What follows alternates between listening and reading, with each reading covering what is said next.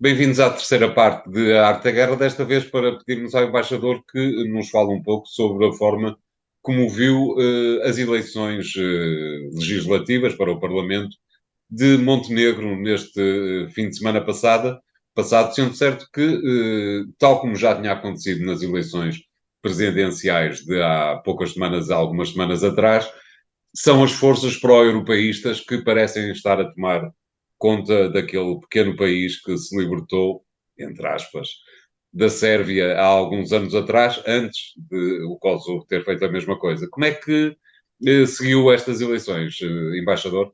Para os nossos espectadores, para quem nos está a ver, pode ser uma surpresa, para muitos, outros não será com certeza, revelar que a moeda que funciona na vida de Montenegro é o euro. Hoje, no Montenegro não há outra moeda a não ser o euro. E Montenegro não faz parte do euro. Mas a moeda local é o euro. É um mecanismo de utilização da moeda sem que seja moeda nacional. E, portanto, a minha grande surpresa quando estive no Montenegro, uma das vezes que estive no Montenegro, foi poder pagar em euros no dia a dia. Montenegro tem uma vocação e uma tentação europeísta. Montenegro faz parte daqueles 7 países que saíram daquilo que era a antiga Jugoslávia. Em 1992, a Jugoslávia implodiu, o centro da Jugoslávia era a Sérvia, que estava nessa altura ligado ao Montenegro, e que esteve ligado ao Montenegro durante vários anos, desde 92 até 2006. A Sérvia, e depois havia os outros países que entretanto foram tornados independentes, a Croácia, a Eslovénia, depois um país que ficou numa situação mais ou menos complicada com tripartido, que era a Bósnia-Herzegovina, onde ainda hoje estão forças militares no sentido de garantir um equilíbrio muito instável, e depois realidades muito diversas, como o Kosovo, que se separou entretanto da Sérvia e que nós já avaliamos aqui várias vezes as tensões que isso se mantém, a Macedónia, que entretanto se chama Macedónia do Norte e que é um país independente e que também fez parte desse grande magma que era a Jugoslávia, e depois a Macedónia, peço desculpa, o Montenegro, que fez primeiro uma federação com a Sérvia e depois se separou e se tornou independente. Tornou-se independente e à cabeça desse país independente estava Djukanovic. Djukanovic, aí sim por acaso conheci-o na Conferência da Jugoslávia em 1992 em Londres. E recordo-me deles, reconheci-os todos à volta da mesa, aliás, estava toda a gente ali, desde Milosevic até Tudjman, todos os líderes da Jugoslávia estavam por ali, ou nos corredores, aqueles que eram de partidos mais radicais. E Montenegro, a certa altura, separa-se da Sérvia, tem uma vocação europeia, é-lhe dada, digamos, um caminho para a adesão à Europa, mas antes disso Montenegro faz um passo que na altura foi uma surpresa para muita gente, que foi o pedido de adesão à NATO, e entra para a NATO. Isso foi, de facto, algo que no fundo é uma bufetada à Sérvia, que mantém uma ligação forte à Rússia e que tem o trauma de, em 1999, ter sido bombardeada pela NATO, por causa da questão do Kosovo. E Milosevic, no fundo, sofre um processo, o seu afastamento acaba por vir daí. Montenegro é um país estranho, vamos ser claros, para além de ser um país lindíssimo que eu recomendaria vivamente a quem puder visitá-lo, particularmente Lá mais para a frente, talvez. na parte da costa. Não, neste momento é um país completamente à É vontade verdade. para se visitar. E é um país estranho porquê? Porque é um país dominado na prática por grandes gangues de natureza gangsteriana, para assim dizer, por grandes interesses, por tráfico de tabaco, por exemplo, era um dos centros essenciais de tráfico de tabaco, mas também tráfico de droga, criminalidade organizada.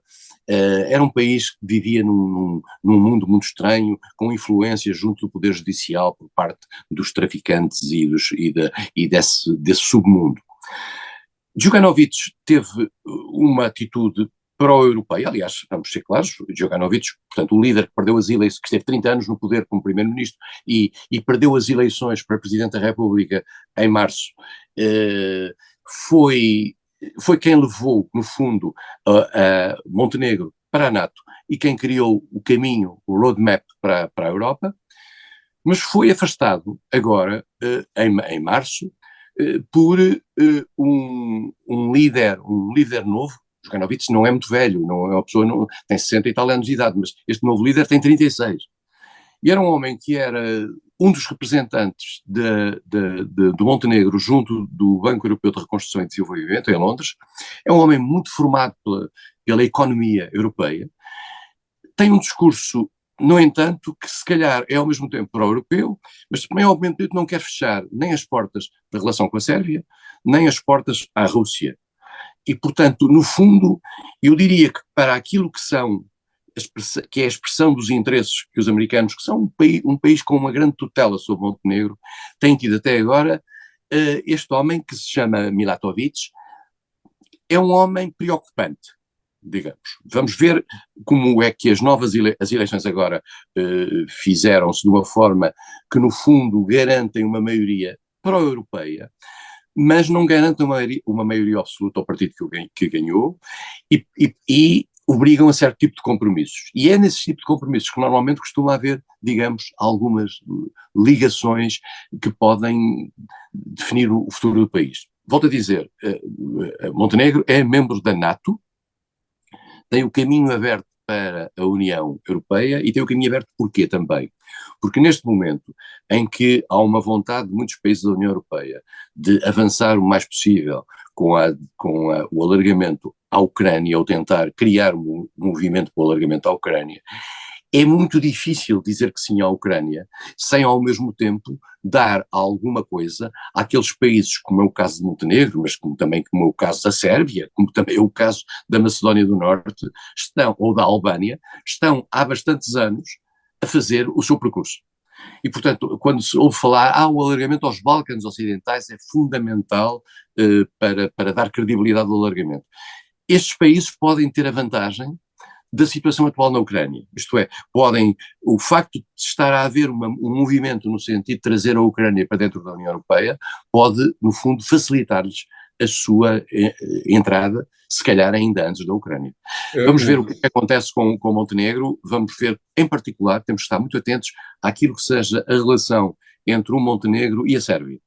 É uma relação muito íntima, vamos ser claros, são dois países que são praticamente irmãos, estiveram juntos numa federação, não se distinguem muito sob o ponto de vista étnico e, digamos, tendo em atenção aquilo que é um isolamento da Sérvia no quadro global europeu, com uma relação particular com a Rússia, veremos se Montenegro se liga a essa deriva ou se corta com essa mesma deriva. Enfim, agora vamos ter que apreciar os próximos passos nos meses que aí vêm. De alguma forma, Montenegro, que, como eu dizia inicialmente, se separou da Sérvia antes de o Kosovo fazer o mesmo, é tratado pela Sérvia de modo muito distinto, uma vez que, pelo que se pode perceber, a separação do Montenegro foi muito pacífica para a Sérvia. O contrário acontece exatamente com o Kosovo. De qualquer maneira, é preciso resolver esta questão tripartida de alguma forma, antes de todos estes países entrarem na União Europeia, não me parece, embaixador? O Kosovo é um caso muito particular, António. O Claro. Kosovo antecede a separação da Sérvia por Montenegro, julgo eu. Creio que é 2006, 2008. O Kosovo torna-se independente, declara a sua independência. Declara a independência. Claro. Contrariamente a Montenegro, cuja independência é reconhecida por toda a gente e que é membro pleno das Nações Unidas, o Kosovo não é membro pleno das Nações Unidas. Claro, e o Kosovo, dentro da União Europeia, há países que reconhecem o Kosovo, como é o caso de Portugal, há países que não reconhecem o Kosovo, como é o caso da Espanha. Exatamente. E, portanto, o Kosovo não tem o mesmo estatuto. O Kosovo não tem sequer um estatuto de país, porque sendo embora um Estado com um governo próprio, etc., é um bocadinho como Taiwan, não é reconhecido por muita gente. E tem uma dificuldade, por exemplo, em entrar para as Nações Unidas. Não entrará para as Nações Unidas enquanto a Rússia o não permitir. Claro. Portanto, são estádios diferentes de aproximação às instituições europeias. E E a situação no Kosovo, na sua tensão com a Sérvia, que nós temos vindo a assistir nos últimos semanas mesmo, é uma situação que continua muito acesa. Montenegro não tem nenhuma conflitualidade de natureza prática com a Sérvia, pelo contrário, tem uma relação relativamente próxima. Montenegro tem um problema interno a resolver, que é o problema da sua própria estrutura de funcionamento do Estado enfim, e uma certa permeabilidade desse mesmo Estado a grupos de interesses, digamos, de origem criminosa, que tornam, aliás, a democracia de Montenegro, convém dizê-lo, problemática de acordo com as regras internacionais de avaliação das democracias. Claro. Muito bem, obrigado, embaixador. O programa de hoje fica por aqui. Continuem a acompanhar-nos no podcast que encontram nos sites do Jornal Económico. Até para a semana. Obrigado.